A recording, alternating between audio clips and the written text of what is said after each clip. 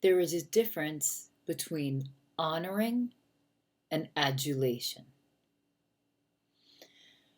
When I was married, I adored my husband. I did. We were deeply in love for a long time. But my adoration turned into adulation. I literally used to sign my love letters. I worship at the altar of you. I'd like to give you a little hint. That's not very healthy.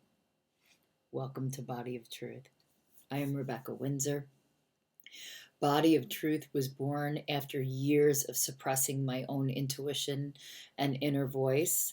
My 25-year marriage ended with a phone call, and shortly thereafter, my son left for college. It left me basically paralyzed on the floor for about a year.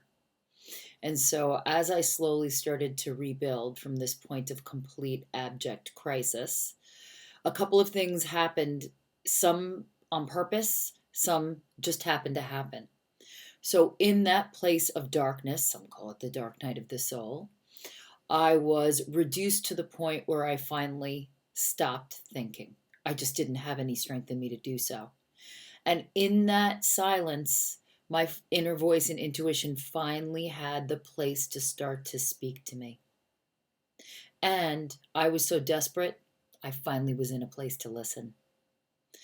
So, started to listen to my own intuition. Also, started to really think about, in the aftermath, what did I want? What didn't I want? And then finally, I found that as I started to make really big fundamental changes in my life that I knew needed to happen, I found that the only way to make them permanent was to bring them up and through my physical body, doing basically just repetition of physical simple drills so that my body memorized them and they became my new reality. I changed the topography of my brain, the actual blueprint of how I thought, and then the outsides of my life followed suit. I hope to share you the techniques that worked with me, and I hope at least that I get you to start to listen to your own intuition or start your own self inquiry. So, we were so young that, I have no judgment for my young self. I married the love of my life. I looked at my friends who were like, oh, I married my best friend. I'm like, best friend? Pff, that's like, meh, I have movie star love. I married the love of my life. Meanwhile, that didn't really last, and they're still married. So hubris does not always get you where you want to go. But what I really wanted to focus on today is that it took me a long time to learn that, of course, you want your man or your partner, whoever that might be, to feel appreciated. You want them to feel honored. And maybe you want them to feel like a little bit adored and elevated.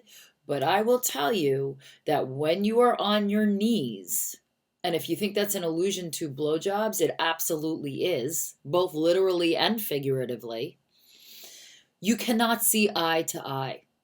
You cannot be in a partnership if you are too busy worshiping someone.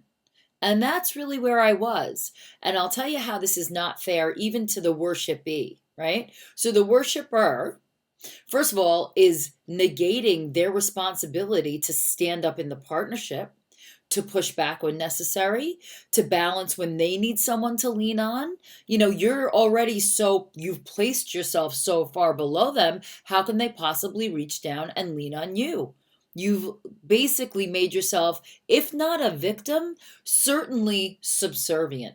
And in my case, I put myself there. He never asked me to go there. The other thing is that you are not taking responsibility for being the other half of the partnership. You are subjugating the adorer who is over you to be in charge instead of being partners. Now, listen, obviously, every relationship, someone's good at some things and not good at other things. You fill in each other's gaps. Absolutely.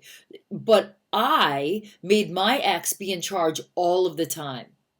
Now, I don't really have a daddy thing. I had a very healthy relationship with my father, but There's something left over there because I'll tell you, I made my ex run our family like he was in charge of it.